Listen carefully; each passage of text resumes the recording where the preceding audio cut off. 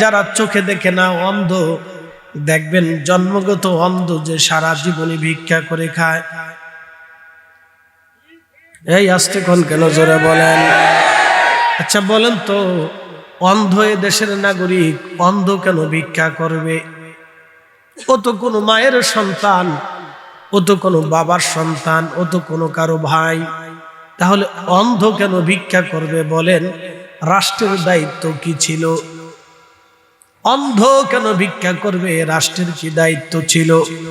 অন্ধ কেন ভিক্ষা করবে? ল্যাংড়া কেন ভিক্ষা করবে? বিকলাঙ্গ কেন ভিক্ষা করবে? এ রাষ্ট্রের প্রতি অন্ধের হক আছে। যারা বিকলাঙ্গ ল্যাংড়া, রাষ্ট্রের প্রতি তাদের হক আছে। জন্মগতভাবে যারা অ্যাবনরমাল, আধা পাগল, রাষ্ট্রের প্রতি তাদের হক আছে। কিছু মানুষ আছে দেখবেন একেবারে হত দরিদ্র ভিখারি, 10 বছর আগেও ভিক্ষা করে, 10 বছর পরেও সে ভিখারি ভিক্ষা করে। কেন ভিখারি মানুষের দ্বারে দ্বারে ভিক্ষা করবে? রাষ্ট্রের তাহলে কাজ কি ছিল? কেন বিধবা নারী সন্তান নিয়ে পেরেশানির মধ্যে কাটাবে? ওই বিধবা নারীর এতিম সন্তানের দায়িত্ব তো রাষ্ট্র নেওয়ার কথা ছিল। এইখানে রাষ্ট্রের প্রতি তার হক আছে। যখন রাষ্ট্র এই অন্ধের হক আদায় করলো না, রাষ্ট্র এই ল্যাংড়ার হক আদায় করলো না, রাষ্ট্র এই বুবার হক আদায় করলো না, রাষ্ট্র এই এতিমের হক আদায় করলো না, রাষ্ট্র এই শিশুদের হক আদায় করলো না, রাষ্ট্র গরিবের হক আদায় করলো না। এ দেশের ধনীদের চিকিৎসা হয়, ভালো ভালো ডাক্তার, বড় বড় ডাক্তার দেখায়, বড় বড় হসপিটালে তারা চিকিৎসা নিতে পারে। কিন্তু গরিব মানুষের চিকিৎসা বড় হসপিটালে কেন হবে না? গরিবের চিকিৎসায় বড় ডাক্তার কেন দেখবে না?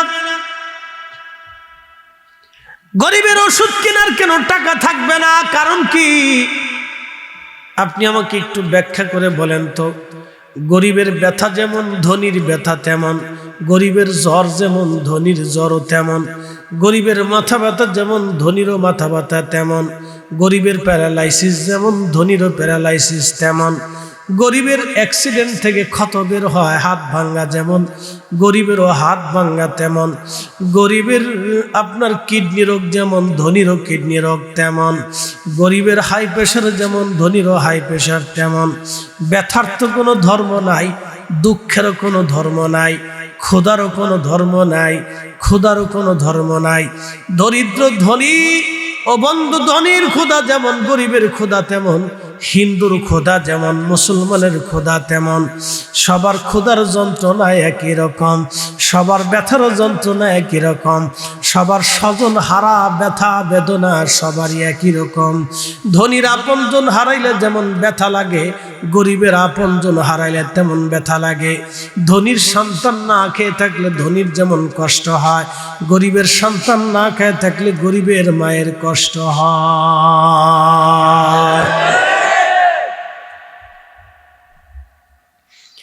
যখন রাষ্ট্র তাদের দায়িত্ব ঠিক মতো পালন না করবে, প্রিয় নবী বললেন, তখন তোমরা আল্লাহর গজব আর আযাবের জন্য অপেক্ষা করো, কিয়ামতের অপেক্ষা করো। কিয়ামত তাড়াতাড়ি আসবে।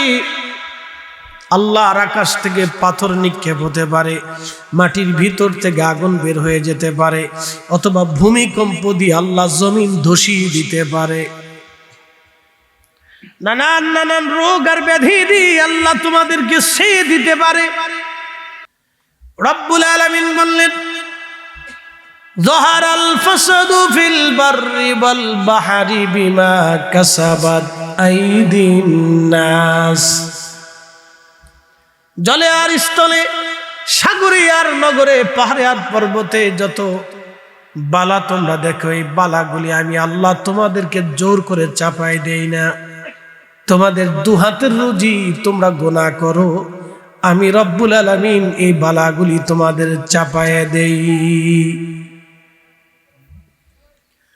প্রশ্ন রাখবেন ফরিদি হুজুর, কি কি কারণে এই বালাগুলি আসে? 14টা কারণে বালা আসে। তার নাম্বার 1 নাম্বার, যখন রাষ্ট্রের অধিপতি যারা থাকবে, রাষ্ট্রযন্ত্রে যারা থাকবে, রাষ্ট্রের গুরুত্বপূর্ণ পদে দায়িত্বে যারা থাকবে, রাষ্ট্রের সম্পদকে মেরে মেরে মেরে মেরে নিজের মনে করে ভাগ বাটোয়ারা করে খাবে, তখন তোমরা আল্লাহর আকাশ থেকে পাথর এবং জমিনের ভূমিকম্প, দুর্ভিক্ষ আর টর্নেডো আর মহামারী, বিভিন্ন রোগ এবং গরম লু হাওয়া এবং সমুদ্র থেকে ধেয়ে আসা বিপদ আর নানান রোগের জন্য তোমরা অপেক্ষা করতে থাকো। আমার আল্লাহ তাসবির দানা যেইভাবে ছিঁড়ে ছিঁড়ে পড়লে টপ টপ করে পড়তে থাকে, আল্লাহর আকাশ থেকে এইভাবে একটার পর একটা বালা আসতে থাকবে, মুমিন ব্যতীত কেউ বাঁচতে পারবে না। একবার জোরে বলা যাবে কি আল্লাহু আকবার। বঙ্গোপসাগরের নিচে এটা যাবে না, বাংলাদেশের মাটির নিচে আঘাত করবে। প্রশ্ন হলো, আমার রব কি ভূমিকম্পটা বঙ্গোপসাগর অথবা ভারত মহাসাগরের একবারে গভীরে নিতে পারে না? ইচ্ছা করলে রব পারে, কিন্তু বাংলাদেশের মাটির নিচে ভূমিকম্প বারবার কেন লাড়া দেয়? আল্লাহ রসুল বললেন 14টা কারণে ভূমিধস ভূমিকম্প আসবে, এমনকি মাটির নিচ থেকে আগুন বের হয়ে দুনিয়া জ্বালিয়ে দিতে পারে, গরম হাওয়া এসে এসে তোমাদের আবহাওয়া পরিবর্তন করে দিয়ে বিভিন্ন বালা এবং রোগ ছড়িয়ে দিতে পারে। 2 নম্বর কারণ নবীজি বলেন ওদাউল আমানা, উম্মত আমানত ধ্বংস করে ফেলবে। প্রচুর পরিমাণে আমানতের খেয়ানত হবে, এত পরিমাণে আমানতের খেয়ানত হবে, বাবা ছেলেরে বিশ্বাস করতে পারবে না, ছেলে বাবারে বিশ্বাস করতে পারবে না, বন্ধু বন্ধুকে বিশ্বাস করবে না, স্বামী স্ত্রীকে বিশ্বাস করবে না, স্ত্রী স্বামীকে বিশ্বাস করবে না, সন্তান মাকে বিশ্বাস করবে না, মা সন্তান বিশ্বাস করবে না। এত পরিমাণে আমানতের খেয়ানত হবে। আমার রসুলের দরবারে 40টা বছর কোরআন নাজিল হয় নাই, কিন্তু আমার নবীজি এত বড় আল আমিন ছিলেন, এত বড় আমানতদার ছিলেন, জীবনে কোনো কাফেরও কোনোদিন বলতে পারে নাই মুহাম্মাদুর রাসূলুল্লাহ সাল্লাল্লাহু আলাইহি সাল্লাম আমাদের আমানত নষ্ট করেছেন। আমার নবী ছিলেন মক্কার নগরের জীবন্ত ব্যাংক, জীবন্ত ব্যাংক। বিশ্ব ব্যাংক থেকে টাকা চুরি হতে পারে, সুইস ব্যাংক থেকে টাকা চুরি হতে পারে, বাংলাদেশ ব্যাংক থেকে টাকা ডান বাম হতে পারে, কিন্তু আমার রসুলের দরজা থেকে কখনো আমানতের খেয়ানত হয় না। কিন্তু আফসোস, এই উম্মত সেই আমানত ধরে রাখতে পারলো না।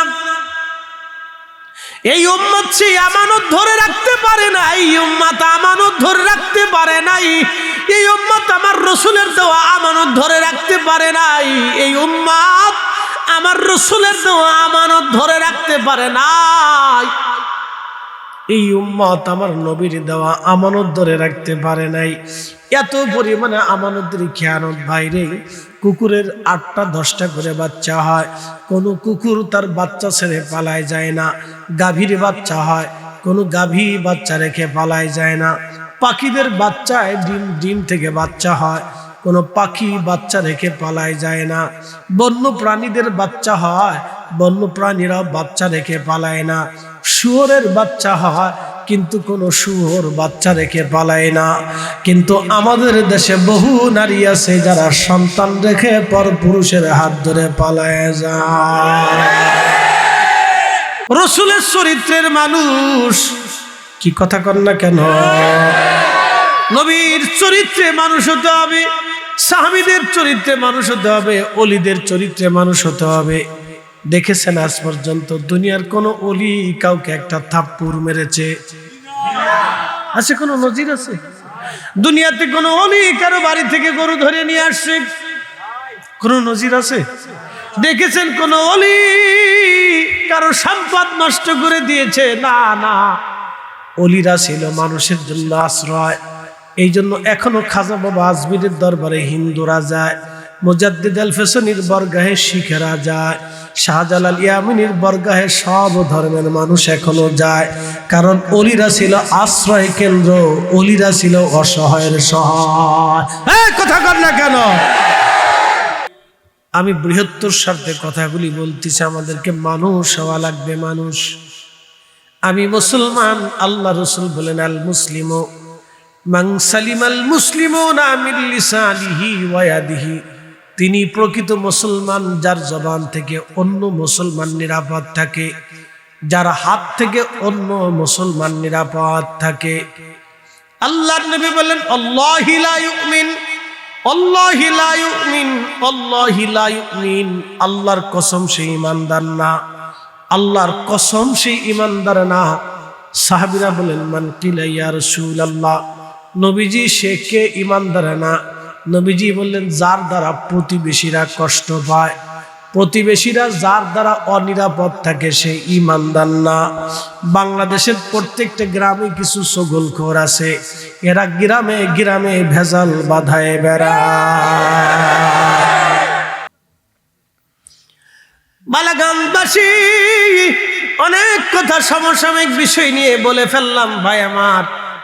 এরপরে নবীজি বললেন 3 নাম্বার হচ্ছে আমার উম্মতের ভিতরে পিতা মাতার অবাধ্য সন্তান এত পরিমাণে হবে, এত পরিমাণে সন্তান অবাধ্য হবে, অবাধ্য সন্তানে ভরে যাবে। উন্নত বিশ্বের দিকে যদি তাকায় দেখেন, এমন কোনো শহরও নাই যে শহরে বৃদ্ধাশ্রম না আছে। প্রত্যেকটা পরিবার থেকে বাবা মাকে বৃদ্ধাশ্রমে পাঠানো হয়, নিঃসঙ্গ তারা জীবন যাপন করে, সন্তানের সাথে তারা বসবাস করতে পারে না। বাংলাদেশে যদিও বৃদ্ধাশ্রম কম, কিন্তু বাংলাদেশে মানুষ যখন বুড়া হয়ে যায় সন্তান কর্তৃক নির্যাতিত হয়, বেশি নির্যাতন করে বেটার বউরা, মনে হয় এটা হোম মিনিস্টার। হাই হাই বলে আল্লাহ কি, উন্নত বিশ্বের নারীরা সংসার কেমনে সাজাবে, অনেক পয়সার মালিক কেমনে হবে, কিভাবে ইন্ডাস্ট্রি করবে, ডাক্তার ডক্টর জ্ঞানী বিজ্ঞানী গুণী তৈরি হয়, সাহিত্যিক তৈরি হয়, কবি তৈরি হয়। উন্নত বিশ্বের মেয়েরা প্রকৌশলী তৈরি হয়, উন্নত বিশ্বের মেয়েরা বিজ্ঞানী হয়, উন্নত বিশ্বের মেয়েরা উদ্যোক্তা হয়, বিজনেসম্যান হয়। দেখবেন তারা বড় বড় খামার তৈরি করে, বড় বড় খামার তৈরি করে। আর আমাদের বাংলাদেশের বেডিদের মগজের ভিতরে খালি একটাই চিন্তা, একটাই ভাবনা, ননদের ঘর থেকে কেমনে তাড়াবে আর শ্বশুর শাশুড়ি থেকে কেমনে জুদা হবে। বালাগানবাসী ঘরে ঘরে বৃদ্ধাশ্রম হবে।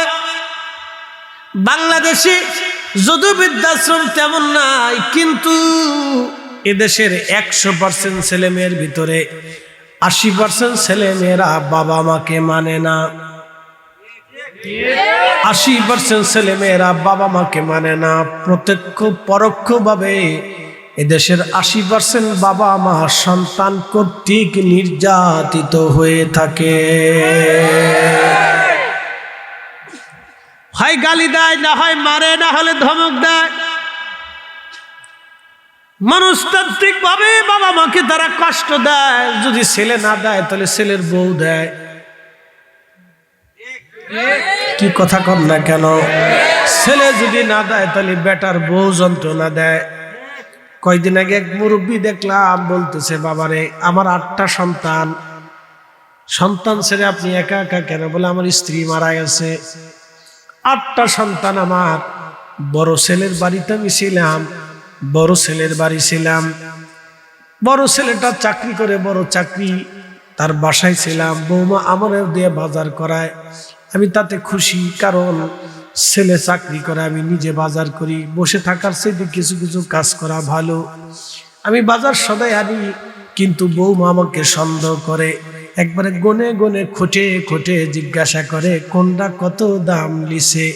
আমি তখন বুঝলাম বৌমা আমাকে সন্দেহ করে। হাজিরিন, ভালো করে শুনে যাবেন, লম্বা বাড়াবো না, সারা রাত্র করবো না, মূল মূল কথাগুলি আপনাদের সামনে উঠাই নিয়ে আসলাম।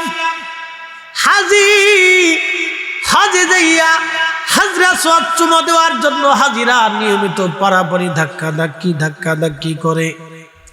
পৃথিবীর কোথাও যদি প্রচন্ড ধাক্কাধাক্কি হয় সেটা হলো হাজরা সোয়াদে। ওইখানে দেখবেন হাজিরা ধাক্কাধাক্কি করে হাজরা সোয়াদে চুমা দেওয়ার জন্যে। বলে কারণ কি? হাজরে আসওয়াদের চুমা দিলে গুনাহ মাফ হয়ে যাবে। একদিনে খাজি এসে আমাকে বলল, হুজুর আজকে দিছি। আমি বললাম, কি দিছেন? বহু কষ্ট করে হাজরে আসওয়াদের চুমা দিয়েছি। বললাম, মাশাআল্লাহ, খুব ভালো কথা। হুজুর, এমন ধাক্কা খাইছি, এমন চাপ খাইছি, মনে হইতেছিল আজকে আর বেঁচে যেতে পারবো না। তারপরও চুমা দিছি, জীবন উপেক্ষা করে চুমা দিয়েছি। আমি বললাম, হাজি, জীবন উপেক্ষা করে হাজরে আসওয়াদের চুমা দিয়েছেন, মায়ের পায়ে কি কোনোদিন চুমা দিয়েছেন?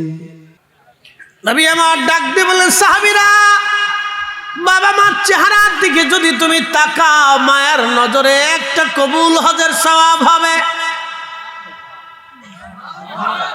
আর জোরে জোরে জোরে জোরে জোরে জোরে, বাবা মার চেহারার দিকে তুমি যদি মায়ের নজরে তাকাও, একটা কবুল হজের সওয়াব হবে। ভালো করে বুঝে যান, মা যদি অন্ধ হয় কবুল হজের সওয়াব হবে, বাবা যদি ল্যাংড়াও হয় কবুল হজের সওয়াব হবে, বাবা যদি আধা পাগল হয় কবুল হজের সওয়াব হবে, মা যদি অশিক্ষিত হয় কবুল হজের সওয়াব হবে, বাবা মার চেহারা যদি নিগ্র কালো হয় তারপরেও কবুল হজের সওয়াব হবে। সাহাবী বললেন, হুজুর, যদি 100 বার কেউ তাকায় বাবা মার চেহারার দিকে মায়ের নজরে, নবীজি বলেন 100টা কবুল হজের সওয়াব হবে।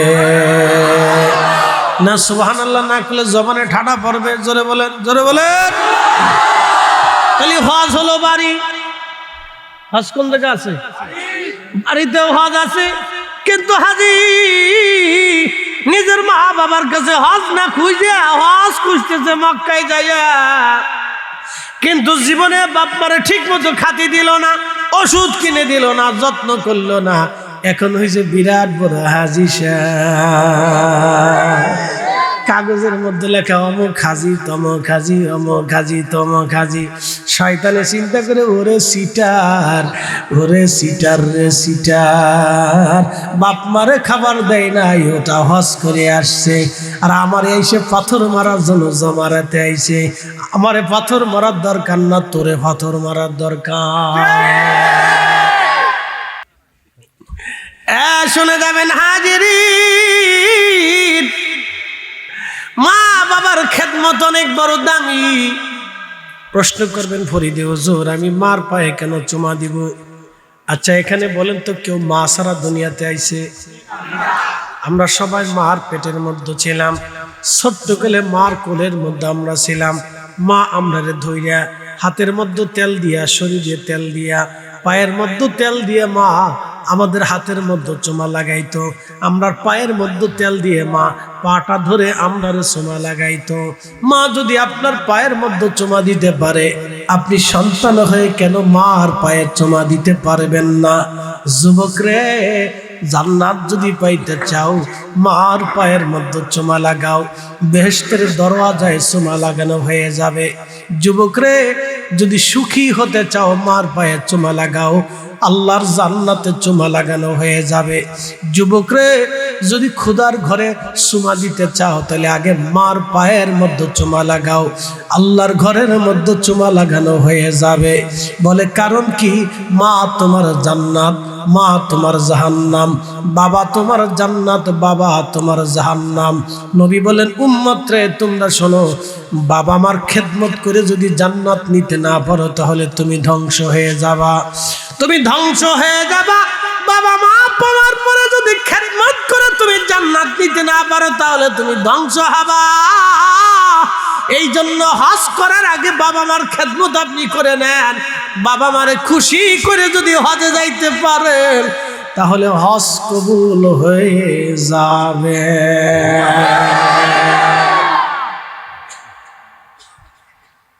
মানুষ হইয়া ভবেতে আসিয়া, মানুষের করিলাম কি? নবী না মানিলাম কি যে ভুল করিলাম, ভস্মে ঢালিলাম ঘি। মানুষ হইয়া ভবেতে আসিয়া, মানুষের করিলাম কি? বালাগঞ্জবাসী,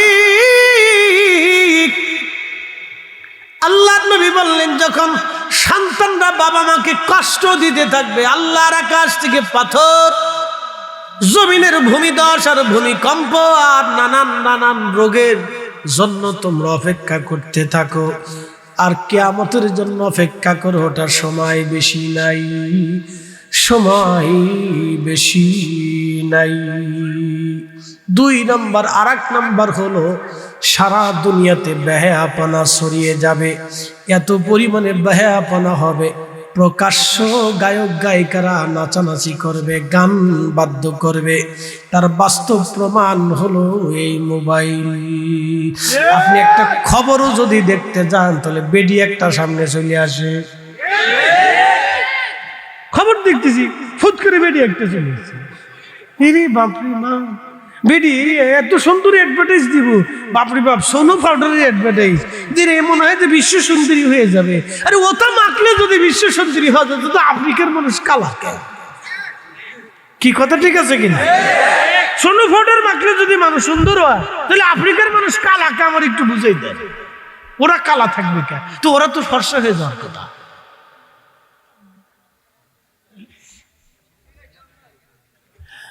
বাবাজি আমার, ভালো করে শুনে যাবেন।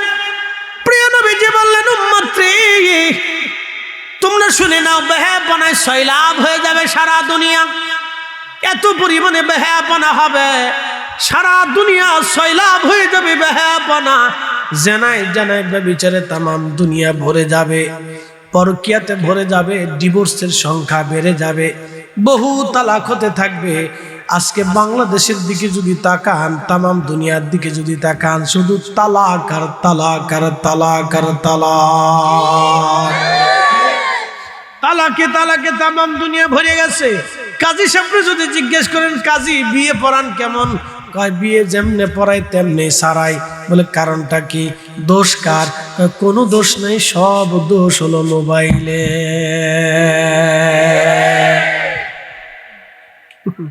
সব মোবাইলের দোষ। দোষ কার? শয়তানের দোষ না, সব মোবাইলের। চিন্তা করে, ফুলারে 3 বছর আগে মুসলমান দিছে, এখন বলে গাঁজা খায়। হ্যাঁ, এখন বিড়ি টানে। তো কেমনে বিড়ি টানে? বাপরে বাপ, কত ভাবলই বিড়ি টানে। ও কয়দিন আগে না দাঁড়ায় পেশাব করছে। হ্যাঁ, কয়দিন আগে দাঁড়ায় পেশাব করছে, মানে খাইতে পারি বিড়ি টেন দিছে না। মুরব্বীও চিনি না, বাপও চিনি না, খাওয়ারই চিনি না। এইভাবে যদি চলতে তাহলে আগামী বাংলাদেশ অন্ধকারে নিমজ্জিত হবে, অন্ধকারে নিমজ্জিত হবে। বাপরে বাপ, নতুন জেনারেশন এমন অবস্থা।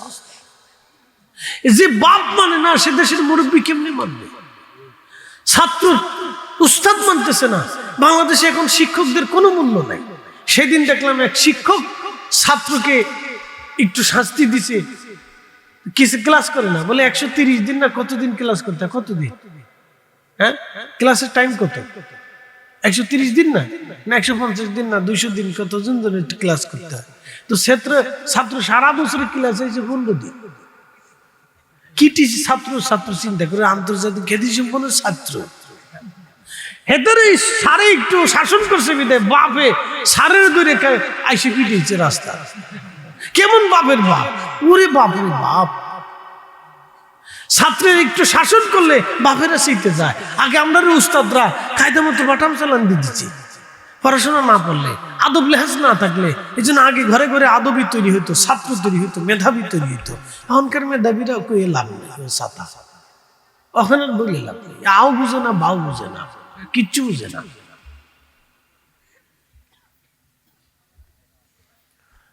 মুসলমান ভালো করে শুনবেন, আল্লাহ রসুল বলেন, উম্মত রে বেহায়াপনা তামাম দুনিয়া সয়লাব হয়ে যাবে। তখন তোমরা কিয়ামতের অপেক্ষা করো, দুনিয়া ধ্বংসের দ্বার প্রান্তে চলে আসবে। কি বুঝলেন আপনারা? তালাকের সংখ্যা বেড়ে যাবে, তামাম দুনিয়ায় ন্যায় বিচার শূন্য হয়ে যাবে। পৃথিবীতে কোনো ন্যায় বিচার থাকবে না, ন্যায় বিচার থাকবে না, ন্যায় বিচার থাকবে না। বাংলাদেশের 64,000 গ্রাম যদি আপনি দেখেন, কোন গ্রামে ঠিক মতো বিচার হয় আমার জানা নাই। 30 বছর ধরে আমার দিকে তাকা, 30 বছর ধরে জমির মামলা চলে। কিসের মামলা চলে? কত বছর? মামলা চলতে চলতে বেটার দাঁত পড়ে গেছে, চুল পাকে গেছে, বুড়ো হয়ে গেছে, তারপরে আদালতে দাঁড়ায় থেকে মামলার রায় হয় না। 30 বছর ধরে মামলার রায় চলতে হচ্ছে না। জমির মামলা কি মামলা রে ভাই।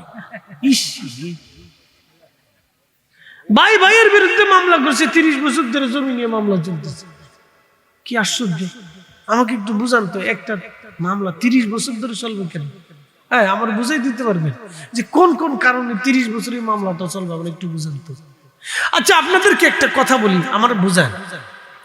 ভাই ভাইয়ের জমির ঝগড়া হলো, এই ঝগড়া মিটানোর দায়িত্ব কার? মসজিদের ইমাম সাহেব, হুজুরে? আপনাদের খতিব সাহেব কামরুল ভাই তো? জি, আপনার দায়িত্ব নেই?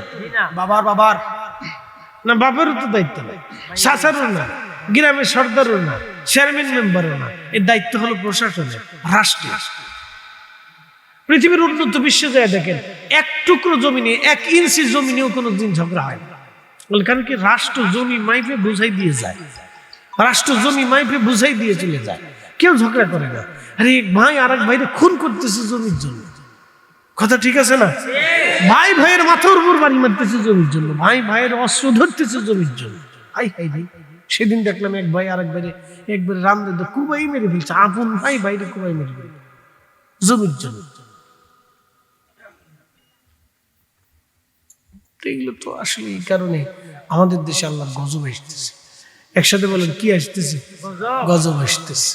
আল্লাহ আমাদের এই ফিতনা থেকে, বালা থেকে বাঁচায় না। খুব জোরে বলেন আমিন। আর একটু জোরে বলেন আমিন। যেই কথাগুলি বললাম এগুলি কাজে পরিণত করবেন। আমাদেরকে মানুষ হতে হবে, মুসলিম হতে হবে। আসলামতু লিরাব্বিল আলামিন, সেই মুসলিম হতে হবে যে মুসলিম আল্লাহর কুদরতি কদমে নিজেকে সমর্পণ করে, সপর্দ করে। কথা বলেন ঠিক আছে কিনা? নাই, খালি সুরতে মুসলিম না, সুরতে এবং নীতিতে মুসলমান হতে হবে। 500 টাকা দিলে দেশে সাক্ষী পাওয়া যায়। 500 টাকা দিলে ওই আপনার সিলেটের আদালতে দাঁড়ায় সাক্ষী দিয়ে আসবে, কাইন্দে সাক্ষী দিয়ে, আমি নিজে দেখছি রে মাসি, মাত্র 500 টাকা। 500 টাকা মামলা শুরু হয় মিথ্যা দিয়ে। স্যার ভালো করে লেখেন, যেমনি লেখলে মামলাটা মজবুত হবে ওইভাবে লেখেন। ঘটনা অর্ধেক সত্যি, অর্ধেক মিথ্যা। বিজ্ঞ আদালত চিন্তা করে, হাই হাই হাই রে, এই ঘটনার তো আগা গোড়া নাই, মাথাও নাই, গুড়াও নাই, তো বিচার দিবে কি, রায় দিবে কি? শুরুই তো মিথ্যা দিয়ে। অনেক প্রবলেম। এই জন্য আমাদেরকে মানুষের মতো মানুষ হতে হবে, নীতিতে মুসলিম হতে হবে, নীতির মুসলমান হতে হবে, নবীর সুন্নতের তরিকায় মুসলমান হতে হবে। এই জমিন আল্লাহর ওলিদের জমিন, ওলিরা আমাদেরকে এইভাবে মানুষের মতো মানুষ হওয়া, মুসলিম হওয়া, ইমানে আকীদায় নীতিতে শিক্ষা দিয়ে গেছে। এই কথা বলেন ঠিক না বেটি?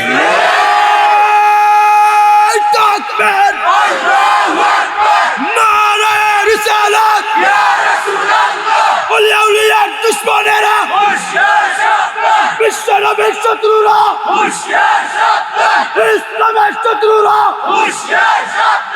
আল্লামা ফরিদি জিন্দাবাদ, জিন্দাবাদ, নারে তাকবীর।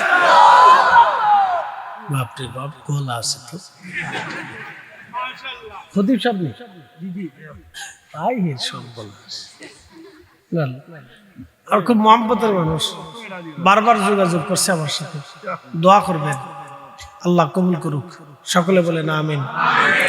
খতিব সাহেবের হায়াতের মধ্যে আল্লাহ বরকত দিক, জোরে বলে না আমিন। কারণ খতিব সাহেবরা যদি ঠিক মতো থাকে তাহলে সমাজ মোটামুটি একটু বুঝসুঝ হয়। কারণ আমার মসজিদে আমি এইভাবে বাটাম চালান দিই, কারণ আমার খতিবের কোনো চাকরির চিন্তা নেই। আমার কোনোদিন কমিটি করে না, হুজুর আজকে আসলেন নাকি, কালকে গেলেন নাকি, ও তা করে আমি চাকরি গেট আউট, আইসি গেট আউট, আমার দরকার নেই। বহুবার কইছি আমি যাই গে, না হুজুর যাই না, আপনি গেলে গা এত সুন্দর ওয়াজ পাওয়া যেত না, ঝামেলা। আমি টেকার লাগে খতিবগিরি করি না। এই জন্য ইমাম সাহেবরা স্বাধীনতার দরকার, কিন্তু দুঃখের বিষয় হলো ইমাম সাহেবের বেতন কম। কথা ঠিক আছে না? আমি এক গ্রামে ঢুকছি, জিজ্ঞেস করলাম ইমামের বেতন কত? হুজুর মাসে 2000 টাকা। তো ইমাম সাহেব দাঁড়ায় বললো, হুজুর 6 মাস বাকি রাখছে। আমি বললাম পুরা গ্রামে আগুন ধরাই দেয়, ওরা জালিম। ওরা জালিম, পুরা গ্রামে আগুন ধরাই দেয়। এত গ্রামের মানুষ একজন ইমাম সাহেবের বেতন দিতে পারে না, ওরা জালিম। ওরা আম চলে, সাম চলে, বিড়ি চলে, কালমা চলে, পান চলে, চা চলে, সব চলে, খালি আল্লাহর ঘরের মসজিদের ইমামের বেতনটা চলে না। ও জালিম, বাড়ি করে আগুন দিয়ে দেন, ও জালিম। তো মসজিদ তো আপনাদের কাছে আল্লাহর পক্ষ থেকে আমানত। কথা ঠিক আছে কিনা? আল্লাহর ঘর আল্লাহর পক্ষ থেকে মুসলমানদের কাছে আমানত। ইমাম সাহেব হুজুর মাসে 2000, তাও 6 মাস বাকি রাখছে। আমি পুরে জালিমের জালিম, কোন গ্রামে এসে ওয়াজ করার জন্য?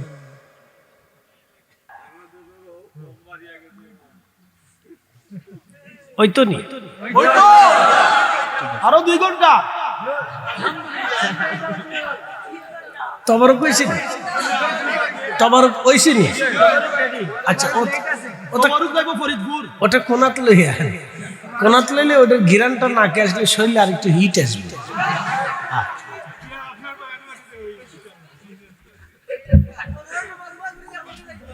ইয়া মোহাম্মদ, রাত তো অনেক বেশি, রাত 1:45 বাজে। আমার মনে হচ্ছে আমি মাগরিবে বসে ওয়াজ করতেছি। আলহামদুলিল্লাহ, 1:45 বাজার পরে আপনাদের শরীরে কোনো ক্লান্তি নাই, চোখে ঘুম নাই, তার মানে বোঝা গেল আপনারা সিন্নির পাগল না, আপনারা নবীর পাগল। ওরা কয় আমরা বলে সিন্নির পাগল। রাত 1:45 সময় কেউ সিন্নির লেগে বসে থাকে নাকি? কি দাদা ঠিক আছে না? ওরা খায় আমরা বলে সিন্নির পাগল। আমি তো আপনারে আল্লাহ গরু দিয়ে সিন্নি খাওয়ায়, তোরা চাইয়ে দেয়।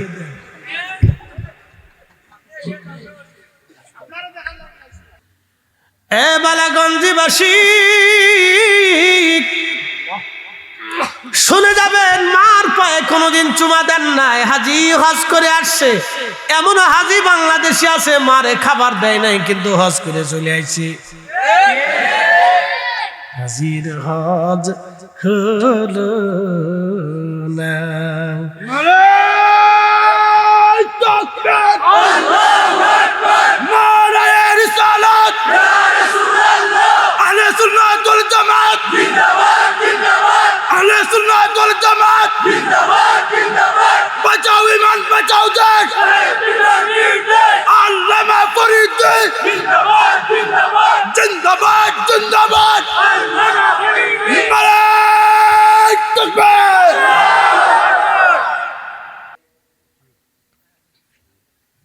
বলেন, এই আমার দিকে তাকান, বলেন তো, বাবা সন্তানের বাজার করবে,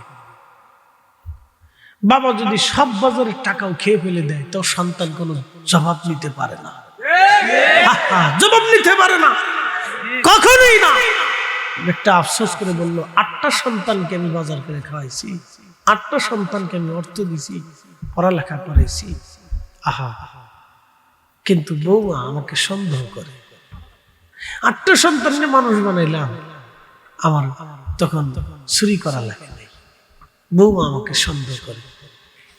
একদিন 10টা টাকা বাজার থেকে বেঁচেছিল, তো আমি পাঞ্জাবির পকেটের ভিতরে 10টা টাকা রেখে দিছি।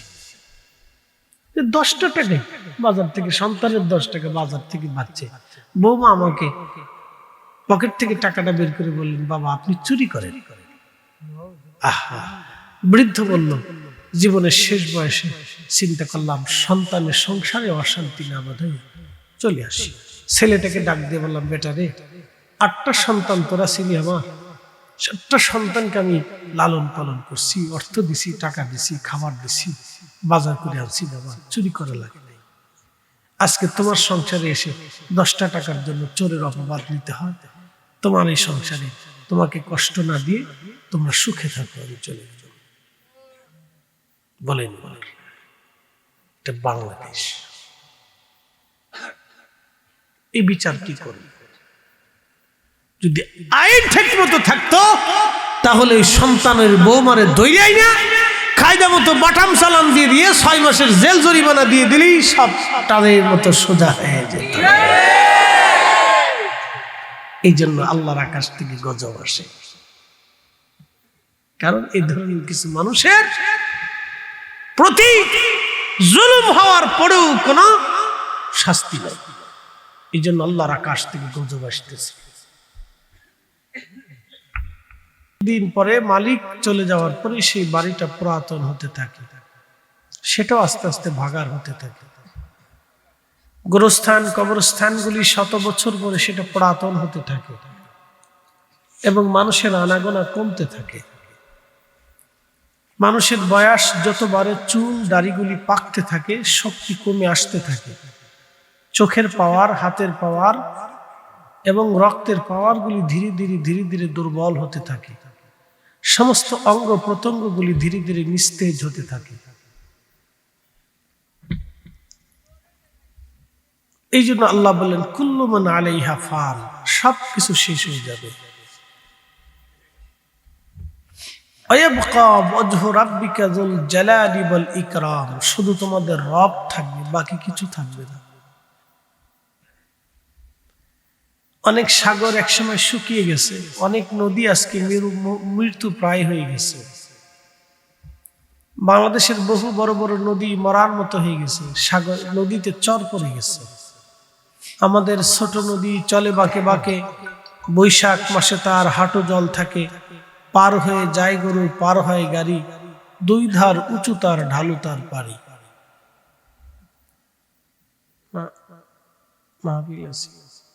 রবীন্দ্রনাথ ঠাকুরের কবিতা।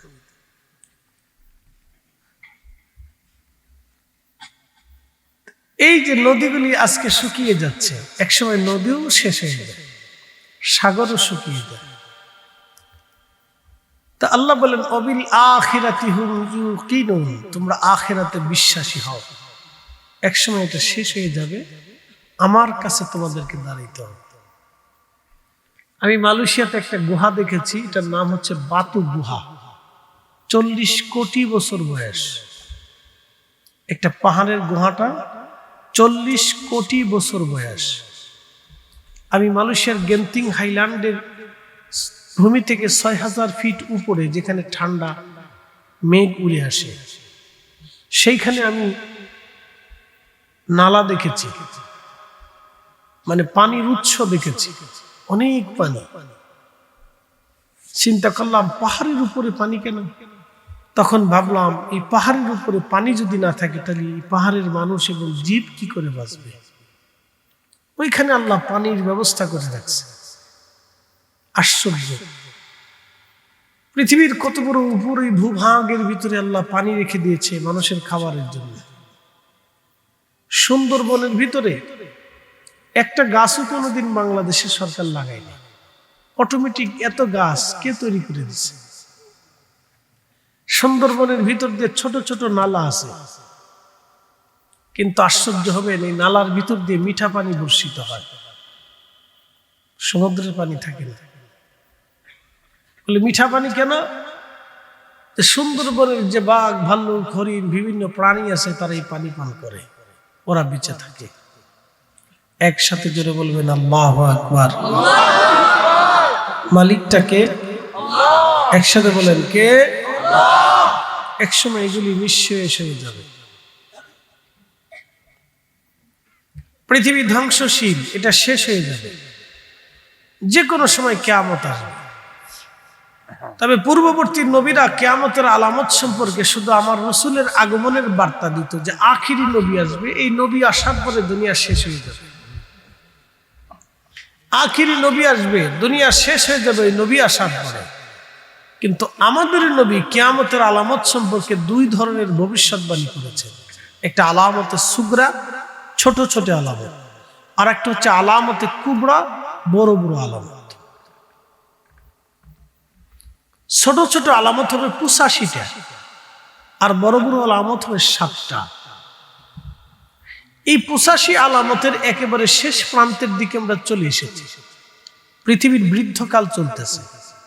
ভাববেন অনেকদিন টিকে থাকবে না, পৃথিবীর বৃদ্ধকাল চলে এসেছে, এটা অনেক বুড়া হয়ে গেছে, এটার ভার আর রক্ষা করতে পারতেছে না। মানুষের গুনাহের একটা ওজন আছে, বুঝতে পারছেন? গুনার একটা ওজন আছে। পৃথিবীর উন্নত বিশ্ব যদি যায় দেখেন, শুধু জেনা আর জেনা, শুধু ব্যভিচার আর ব্যভিচার। আমি গেন্টিং হাইল্যান্ডের উপরে যে সুন্দরী নারীরা, শত শত বিলিয়ন কোটি কোটি টাকার মালিকরা বসে বসে জুয়া খেলতেছে, পুলিশ তাদেরকে পাহারা দিচ্ছে। আপনি বুঝেন তো, জুয়া খেলার জন্য পুলিশ প্রোটোকল আছে, হাজার হাজার কোটি টাকা ওখানে লেনদেন হয়, জুয়ার লেনদেন। ভালো করে বুঝেন। উন্নত বিশ্বগুলি জেনা খুব সহজলভ্য, খুব সহজ। ইচ্ছা করলেই যে কোনো পুরুষ এবং নারী জেনা করতে পারে। প্রকাশ্য বেহায়াপনা, নারীরা অর্ধ উলঙ্গ হয়ে রাস্তায় চলতেছে। পৃথিবী নিঃশেষ, এটার বৃদ্ধকাল চলে। ভাববেন বেশি দিন টিকে থাকবে না। মানুষের গুনাহের একটা ওজন আছে, পৃথিবী এখন এই ওজন সহ্য করতে পারতেছে না, এটার বয়স শেষ হয়ে আসতেছে। কিছুদিন আগে দেখলেন না, করোনা ভাইরাস দিল, এটা আল্লাহর পক্ষ থেকে একটা গজব। পৃথিবীর কেউ জানতো না এই রোগ দুনিয়াতে আসবে, এবং উন্নত বিশ্বের কোটি কোটি মানুষের এই রোগে আক্রান্ত হয়ে লক্ষ লক্ষ মানুষ এই রোগে মারা গেল, কয়েক কোটি মানুষ এই রোগে আক্রান্ত হল। বুঝেন আপনি? মুহূর্তের মধ্যে সারা পৃথিবীতে রোগ ছড়িয়ে গেল, সারা পৃথিবীর বিমান উড্ডয়ন বন্ধ হয়ে গেল, গাড়ি চলাচল বন্ধ হয়ে গেল, ট্রেন বন্ধ হয়ে গেল, ব্যবসা বাণিজ্য স্থবির হয়ে গেল, হসপিটালগুলিতে সিরিয়াল পড়ে গেল, লাশের পর লাশ, লাশের পর লাশ চলতে লাগলো। কত মানুষ স্বজন হারিয়েছে, চোখের পানি ফেলেছে, তার হিসাব নেই।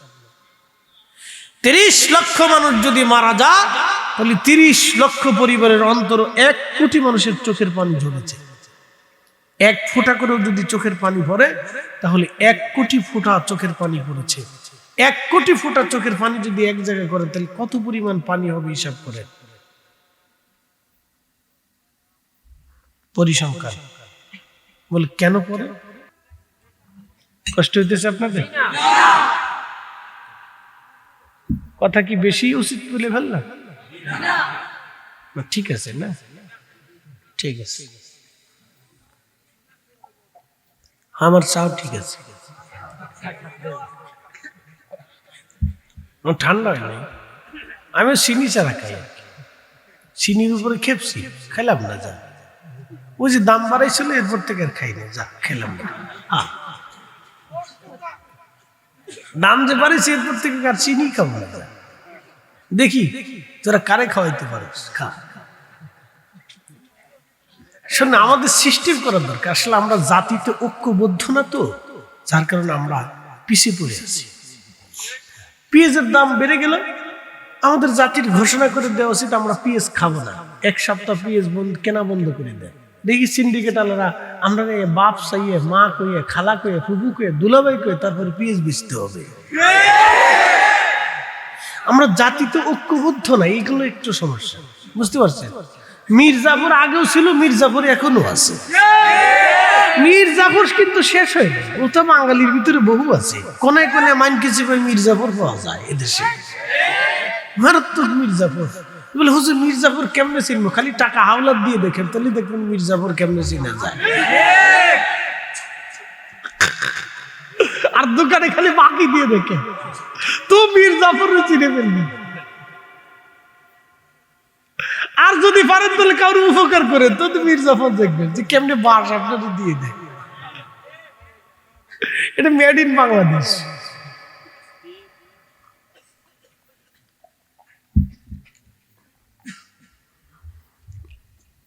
এলাকার নাম কি? কলমপুর। কলমপুর, বাপরে বাপ, এদেশে এত কলম পাওয়া যায়, নাম সুন্দর, কলমপুর। কলমপুরবাসী ভালো করে শুনে যাবেন, ফেন্সুগঞ্জ, ইয়া মা, তাই ফেন্সুগঞ্জ দিয়ে বালাগঞ্জে ঢুকে লাগছে। বালাগঞ্জিবাসী শাহেল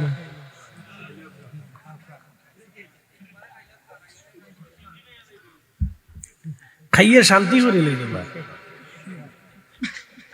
ওর ওয়ার্ষে যে সিন্নি খাইয়ে যাবো ইনশাল্লাহ, চিন্তার কোনো কারণ নেই।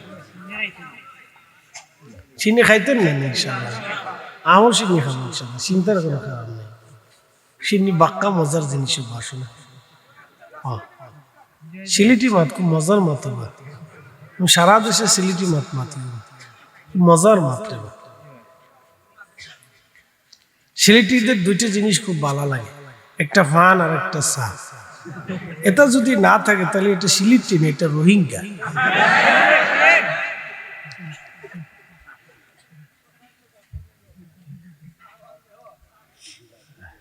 খুব মনোযোগ দেবেন হাজিরিন। শুধু কি নারীর দোষ, শুধু নারীর দোষ দিব না।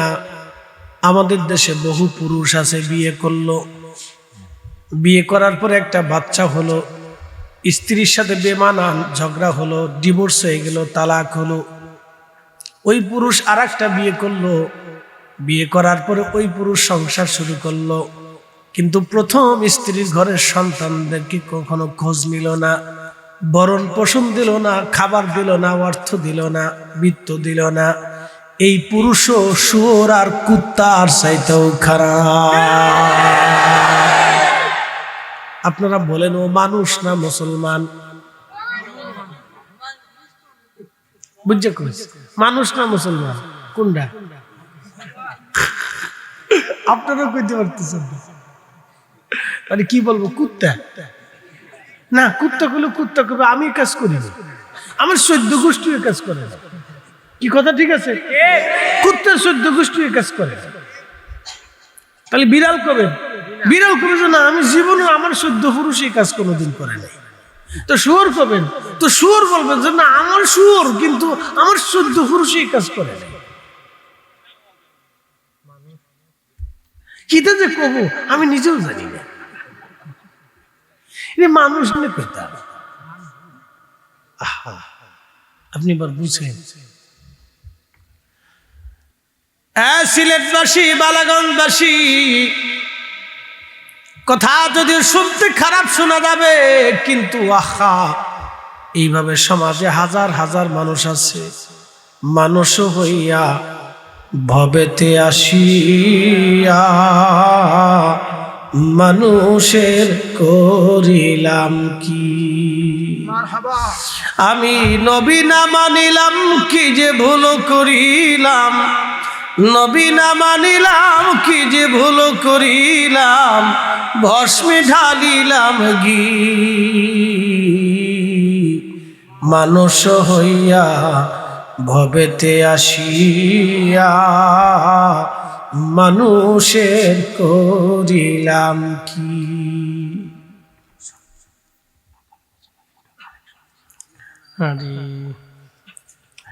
খুব মনোযোগ দিয়ে কথাগুলি শুনবেন। উপস্থিতি, এই যে আমাদের দেশে মাঝে মধ্যে মারামারি হয়, কালকে খবরে দেখলাম নবীগঞ্জে পিটি, বাপরে বাপ কি মারামারি, সেনাবাহিনীও সারাইতে পারে না, 50 জন আহত হয়েছে। চিন্তা করেন তো, উসমানী নগর নাকি উসমানী মেডিকেল, আহত তো ঘুরে গেছে। আপনি বুঝেন এবার? আপনি আমাকে বলেন তো, এটা মুসলমান না মানুষ কোনটা?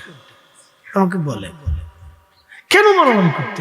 50 জন আহত হবে, যে যারে পারে হেরে পিটেছে।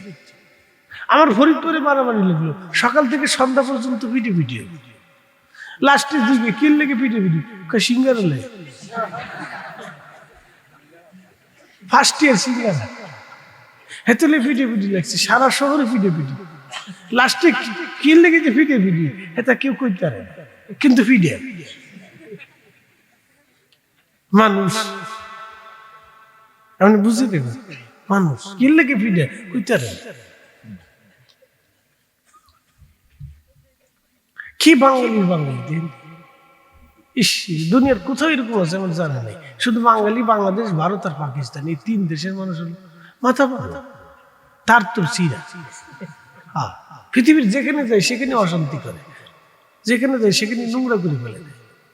সৌদি আরবে যদি জানতে চায় দেখবেন বাঙালি পাড়া দেখলে বুঝাবে এখানে স্যাপ ফেলাইছে, কাশ ফেলাইছে, এখানে স্পিক ফেলাইছে, এখানে ময়লা ফেলাইছে, এখানে আবিজুবি ফেলাই দেখছে, খাবার টাবার যেখানে সেখানে ফেলে তুই দিচ্ছে।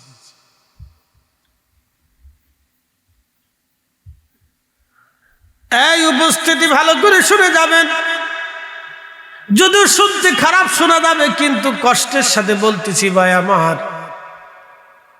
ব্রাহ্মণবাড়িয়াতে মারামারি হলো, 2 গ্রামের পিডেপিডি, চট্টগ্রামে বিশ্ববিদ্যালয়ের গ্রামের মানুষের পিডেপিডি হলো। 2 দলের পিডেপিডি, কারো বাড়ি ঘর দখল করলো, থালা বাসন, উট, ঘোড়া, দুম্বা, ছাগল, পাগল যার যা ছিল বাড়ি ঘর থেকে লুট করে নিয়ে চলে আসলো। এখনো যদি এই সভ্যতার জমানায় যদি এত বড় অসভ্যতা চলে, তাহলে বোঝা যাবে আমরা এখনো মানুষ হতে পারি নাই। কথা বলে, এই সভ্যতার যুগে যদি এত বড় অসভ্যতা চলে যে মহিলাদের কাপড় চোপড় পর্যন্ত চুরি করে নিয়ে আসে,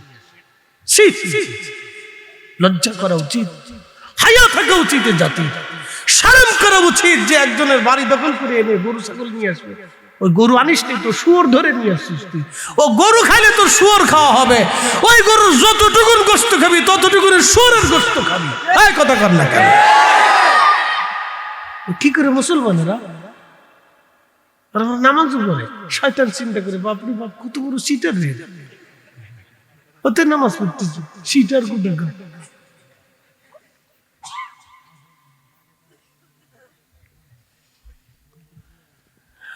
বালাগঞ্জবাসী, দুঃখের সাথে কথাগুলি আজ বলতেছি, সভ্যতার যুগে যদি এইরকম অসভ্যতা হয় তখন আর এগুলি মেনে নেওয়া যায় না। ভাই আমার, পৃথিবীর বড় বড় উন্নত দেশগুলিতে নির্বাচন হয়, নির্বাচন নিয়ে কোনো ভিডিভিডি নাই, শুধু একমাত্র ভিডিভিডি বাংলাদেশে। ওরে বাপ রে বাপ, কি ভিডিভিডি! ঈদলে কাঁদলে শীতে কাজ করে তারপরে ভিডিও। আমি যে কিতে ওয়াজ করতাম আমি নিজেও বুঝে পাইনি, ডর করে যে আমি ওয়াজ করে গেলে রাস্তাটা আমার দূরে ফিরে কিনে আল্লাহ যাবে, ডরাই, ডর করে, শেষে ওরা আমার ফিরে কিনে। প্রিয় ভাই আমার, খুব মনোযোগ দিয়ে শুনবেন। এই জন্য আমাদেরকে মানুষের মতো মানুষ হতে হবে। ওলিরা অসহায়ের সহায় ছিল, পৃথিবীর সব ধর্মের মানুষগুলি তাদের কাছে যে আশ্রয় নিত।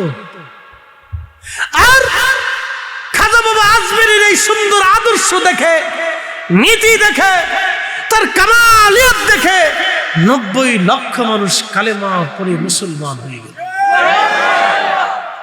আর আমাদের দেশে তৌহিদি জনতা কবর থেকে মানুষ উঠে পুরায়, ওদেরকে দেখে কতজন মুসলমান হবে বলেন তো? হ্যাঁ, ওরা ভাবতেছে আমরা দিন কায়েম করতেছি। সুট্টা, তুই কি দিন কায়েম করবি রে বেটা?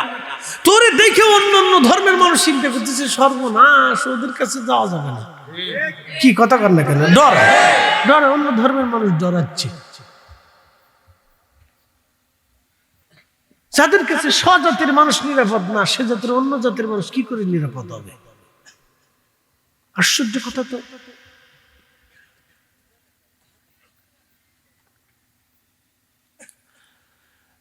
হাজরিন, ভালো করে কথা শুনে যাবেন, যদিও শুনতে খারাপ শোনা যাবে, অনেকের মনে কষ্ট লেগে যেতে পারে, ক্ষমা করবেন। বলেন, মানুষ না মুসলমান?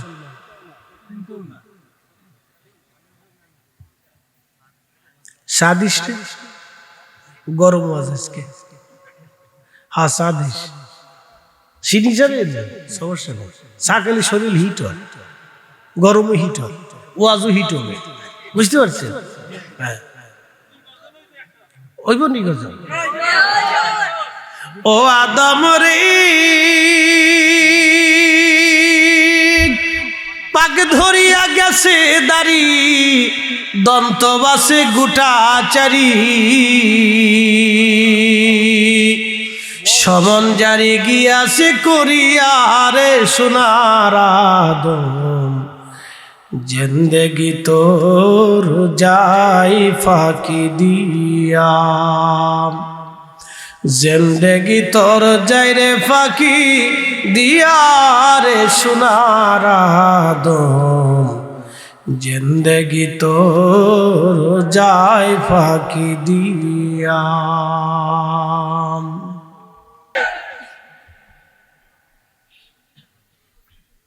কিরে তোরা বইয়ের যুদ্ধকে হ্যাঁ স্বার্থ আছে না? স্বার্থ স্বার্থ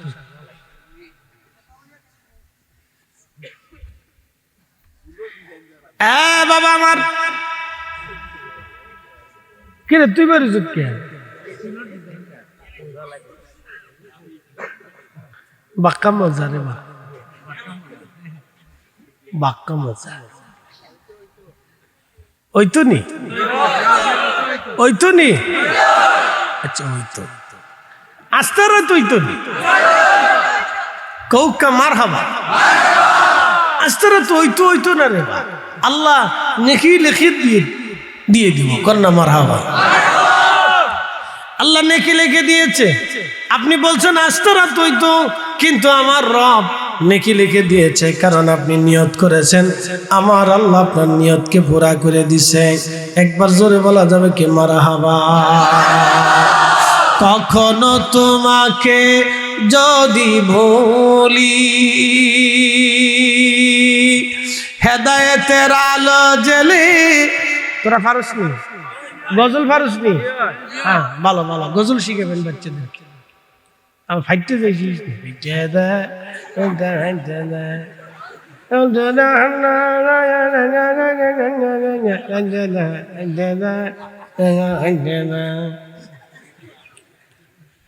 এই তো শিখি পুরি বাপরি বাপ ল্যাংটা বলা দূর ইচ্ছার কে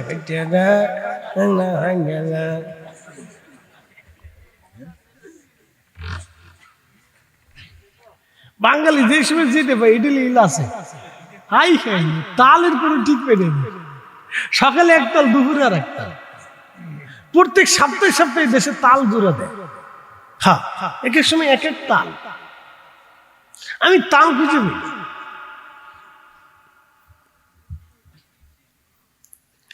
কখনো তোমাকে যদি ভুলি হেদায়েতের আলো জেলে নিয় কাছে তুলি ঠাই দিও প্রিয়তম ওগো মহিয়ান